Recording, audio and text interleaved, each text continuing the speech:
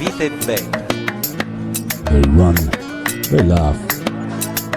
I see the glow shining in their eyes. Not like hers. She seems distant, strange. I'm gonna make him an offer again.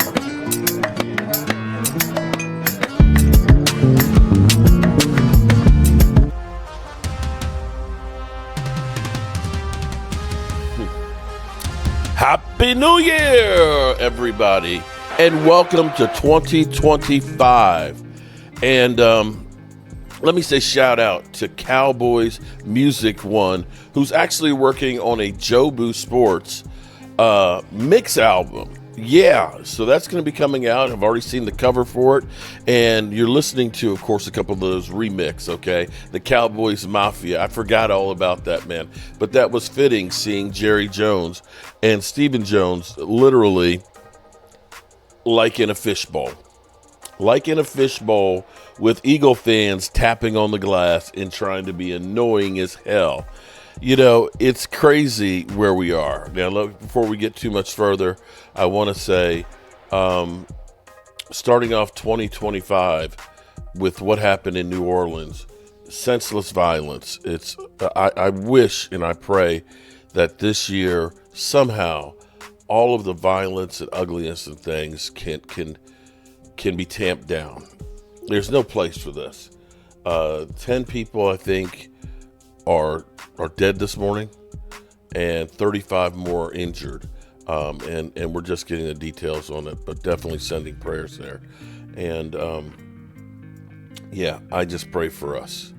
So right now, with the Dallas Cowboys, it is a new year. And you know, it's funny because last night my daughter and my wife and stuff, they're working on this 21-day diet.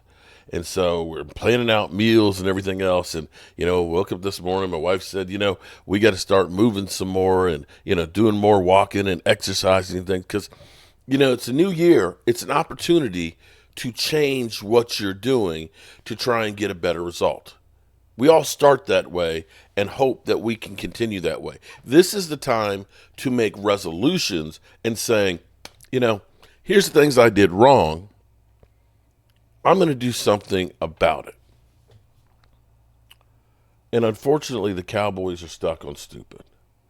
We're stuck doing the same things that we've always done. But it's not too late.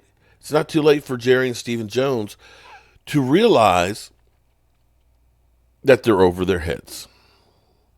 That what they're doing, well, they're making money, but they're not making a championship team. Not even close. While most people here are trying to sell you on the idea that we're going to be better, here is the reason for hope. If you're a Cowboy fan right now and you've already checked out and you're like, okay, the season's over with, you know, maybe after this, you know, terrible season that we just want to put behind us, we're going to hear some good things from the coaching staff. See, last year we fell short against Green Bay, and we heard Jerry Jones say we're going all in. And see, that got everybody hyped up. We're like, oh, my goodness. Oh, okay. Things have changed. And instead of getting at least some hope, we've gotten cold water thrown on us, and it's only 30 degrees outside. From Stephen Jones. That literally, it's like, oh, woe is me. He's like Slep Rock. Oh, we don't have any money to buy any free agents. And those guys that do over there, that they're spending money as they're going into the playoffs and have possibly a record-breaking running back because they signed him and paid him money. Oh, woe is me that they're going to the playoffs. And, you know, if they play well, they'll go to the Super Bowl. But, you know, they're stupid for doing what they do because they're going to have to pay the piper. And, you know, we're paying the piper right now and we ain't done shit and we can't do shit next year. You know, it makes me realize I grew up in a different era. You got paid and made a living by producing something that people wanted. And see, now when you see all the phishing schemes and all that stuff, when you see all the pyramid schemes and all the bullshit, it's not about producing something that's good. See, it used to be winning brought you money, brought you notoriety, putting out a product that people wanted to see. But in this day and age, you know, as you get text messages and stuff about job opportunities, or, you know, here's this, that, and the other, or oh, I've got the wrong number. It's scams to rip you off. I see so much right now. I've been doing YouTube. My original channel turned 11 years old a couple days ago. 11 years ago. It wasn't until 2016 that I got to my first 1,000. And by 2019, I got to 29,000. I can honestly say I worked my ass off every day with that channel to grow it. And when I lost it, hey, I put in work. The getting to 134,000 subscribers, I worked for that. But now I look and I see all these videos about easy mode. These videos that are about, you know, people are making channels about how to do YouTube channels, and the only thing that they've ever done is done a few videos about how to make it on YouTube. And you see a video that's got like 50,000. Wow, there's 50,000 views on that video. This guy must be an expert. And then you go look at the whole channel, and you see every other video in there is like 150, 200 on average. And it's like, and they got like 2,000 subscribers, but they're telling you how to get rich and how much money they made on YouTube. It's like, you only got 2,000 subscribers? You keep getting fooled as opposed to getting a product. You go and buy a refrigerator and the compressor in it dies in a year. LG, you think, oh man, I got an LG. And they know that they're selling you shit. They know that they're selling you shit. Doesn't matter. As long as we sell it, it's all that matters. And why do we think that the Cowboys are going to be any different? Because that's what they do. They sell us shit. Doesn't matter. We're making tons of money. It's not about the product we put on the field. We're the most valuable franchise in football. And we're going to do it as cheaply as possible. And we don't care if it's toxic or not. All we care about is the money that's coming in. And that's what the Joneses have done. And see, what kills me is I hate people that always say I can't do or make excuses. I don't, that doesn't sit with me. It doesn't work in my vocabulary. I drive my wife crazy because when we were doing this house, I am balls to the wall. Balls to the wall. I'm going to find a way to get this shit done. I'll worry about the ramifications of it after I get the next step. My wife's like, hold up. We them boys. Oh, I'm sorry. Hold up. It's costing a whole bunch of money. Where's that money? Don't worry. Put it on a credit card. No, whoa. Wait. Hold. We got to worry about where that money's coming from. I'm like, look, we'll get it done, and then we'll figure out the money. We'll find a way, okay? If I got to go ahead and take this credit card right now, 0 interest for 12 months, put it all on that, and then figure out how the hell we can get some money in 12 months to pay the thing off or whatever. If I got to do extra work at somebody else's house so I can make a couple of $1,000s, look, we're just going to do it. We're going to do it, and we're going to get it done, and we're going to make it beautiful, and then we'll deal with the problems of it after we're finished. And boy, we butted heads. No. Oh, no. Do you know how much? I don't care how much it costs. This is what we need. This is what we need to get this shit fixed. That's Stephen Jones. Stephen Jones. Well, let's listen to this again. Because I did play this couple of days ago, but I'm just going to take the clip out here where he is literally telling you that teams that are more successful than they are doing it the wrong way.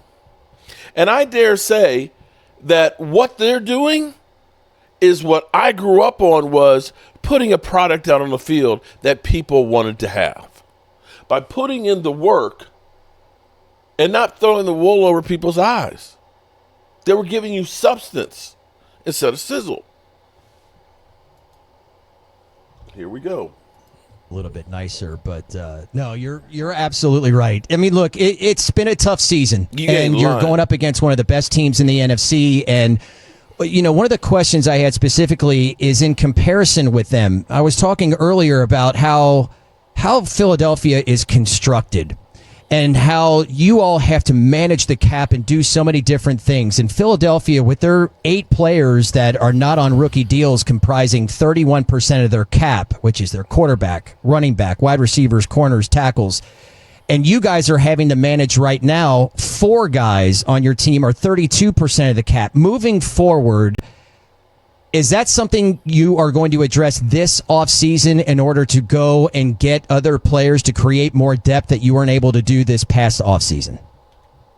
Yeah, I think one of the things, too, is, unfortunately, we have had, and, I'll say it again, the world's smallest violin, but, we have over 50% of our cap on IR, and those things, when they hit at the wrong time, it makes for a challenge, for a team. Obviously, San Francisco is another team that's had their share of injuries this year in terms of, a big percentage of their cap, sitting on IR. I mean, those are things that, come with the territory. I know, everybody has their different battles with the cap that hit at different times. And, Philly will have theirs coming up. Well, they'll have to make tough decisions. But, yeah, we're constantly looking at ways to look at our salary cap to give us the best opportunity with players like Dak, CD, and Micah. You throw Diggs in there, to let those guys, hopefully, 1, stay on the field, but 2, give us the best opportunity to make a great run. So when you talk about... So here we have it here. He's always already, woe is me, woe is the Eagles, they're going to have to pay. Yeah, they're going to have to pay at some point. You understand that? That's cycles. But here's the thing. Inactivity, let's be real here. Can we have some realness here? Even if we had better luck with health, maybe we didn't lose D-Law and Sam Williams out the back, or Dak Prescott and things, that the contracts that you signed, that the players were on the field, we would have been better than what we were. But did you look at this and say, oh, yeah, the Cowboys, that's a Super Bowl team right there with the players that they had on the field? It was still not going to get you to a championship. And the thing is this, it does not make sense to me how it is that Stephen Jones, who immediately when his father bought the team in '89, became one of the vice presidents, one of 3. Okay? I get it. It's done. Nepotism. Now he's executive vice president, chief operating officer, player personnel director, and president of Cowboys Stadium, and considered the national successor to his father, but isn't rushing to think about succession. What experience did he have coming into the job?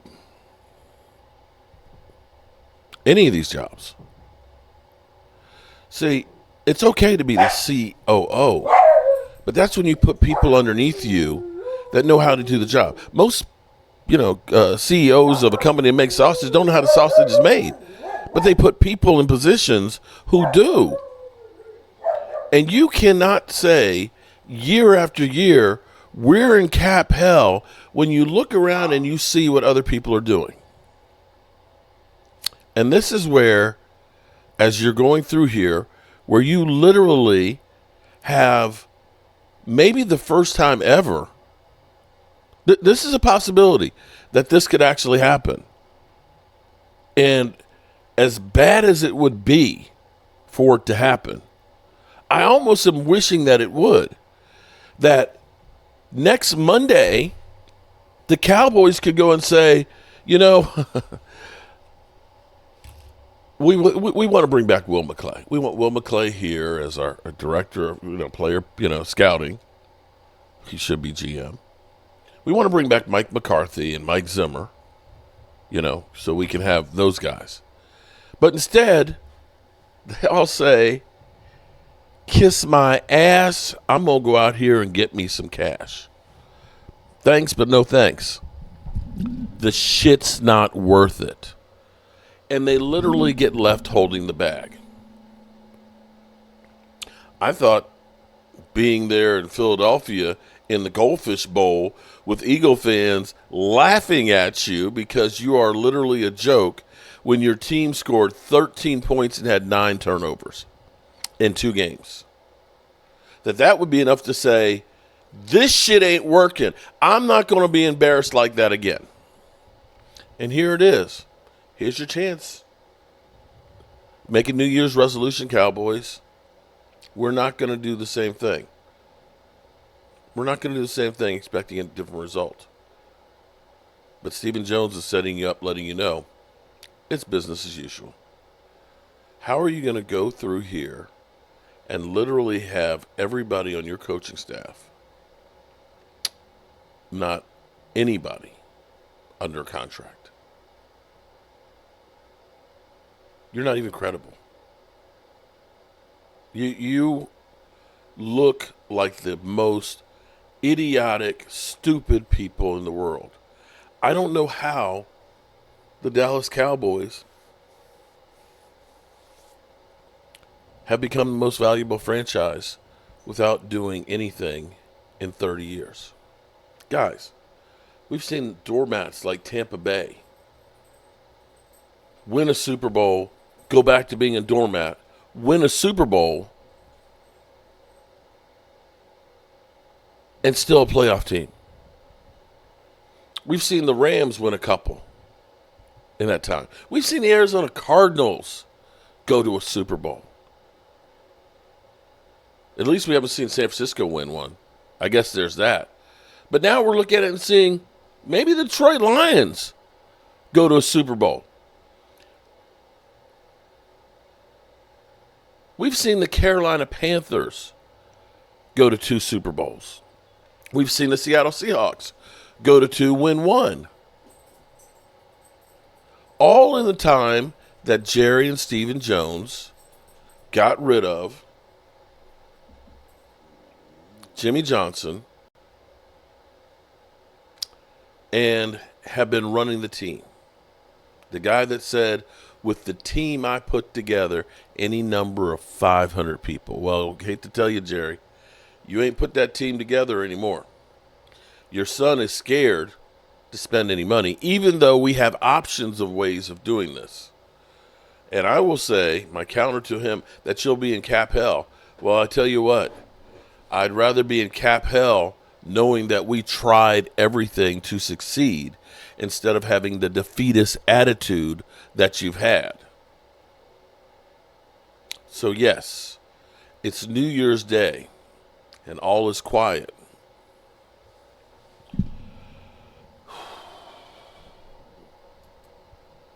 Before all hell is about to break loose.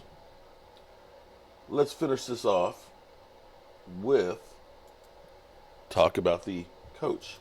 For years it was known as Black Monday, the day after the final Sunday of the regular season when coaches are fired, but we've already seen 3 fired during the season. Yep. A lot of them tend to happen on Sunday, and then there's that surprise that happens either days after the final regular season Sunday or after a team loses in the playoffs. So you never know when the dust is fully settled until it's settled. And even then, Bruce Arians retired in late March from the Tampa Bay Buccaneers. Here's Mike McCarthy, who will not have a buyout if he's not brought back by the Cowboys because in the last year of his contract, on how much he wants to be back as head coach in Dallas for 2025. Well, I think the biggest thing, Todd, is, and I do appreciate the opportunity to speak on it, but, I've answered this question the same for how many months now. So I think the focus, I need to make sure I'm doing exactly what I'm asking everybody else to do. So we need to finish the race. It's been a challenging year. So based on our contract situation for the coaches. I mean, it's stating the obvious, but, we'll have time to talk about that next week. And look, he understands where this is all headed. Not that he's going to be gone, but it comes down to next week. It comes down maybe to how Jerry Jones feels when he rolls out of bed. That's one of the realities of having all of the power for a multi-billion-dollar business concentrated in one person. That person makes the decision, and who knows what the decision is going to be. Has Jerry Jones seen enough to bring him back? Stephen Jones was asked the question yesterday about the possibility that other teams might want to hire Mike McCarthy. I just think it would be beautiful if he says to Jerry, I'm leaving. I got an opportunity here, there, or wherever. I don't want to come back. You rarely see a coach become a free agent, but he can. I don't know how great the demand will be, but this could go a bunch of different ways. And, we've really gotten the sense the past month or so that it's not the foregone conclusion we assumed it was, Devin. And it's very unique because if this was a player who was on a team and they were having some success and the team doesn't decide to extend them and their free agency's looming and they're like, hey, well, I'm going to wait, we'll see how it works out. I'll focus on that next. We would kind of be saying, this sounds like this player doesn't want to be back there, because most players that want to be back, like even Micah Parsons, he's talked about wanting to be a Cowboy forever and all of those things. So, like you said, it just doesn't happen often with a head coach. So to hear Mike McCarthy kind of talk about, like, I'm focused on the season, we'll worry about that next week. It is interesting. It gives you this vibe of, maybe if he is back, maybe he has some things that he wants done differently or that he wants to talk to ownership about. So very unique situation. Mike McCarthy's won a lot of games since being in Dallas. So to not have a contract extension, I wonder how he truly feels about that. I know as a player, I used to feel a certain way each time I went in free agency that I didn't have an extension. And, it made me go into free agency thinking, okay, maybe I won't be back. So it's very interesting. I can't wait to see how it all unfolds because, like you said, I think maybe a month ago, is Mike McCarthy actually has some leverage in this thing that people were never talking about. It was all about, hey, is he going to be back? Are they going to bring him back? And I remember you saying it. Maybe he won't want to go back. And it seems like that possibly could be coming next week. Oh, and you think of what Jerry Jones put him through the past year under this guise of when people are under pressure, you get the most out of them.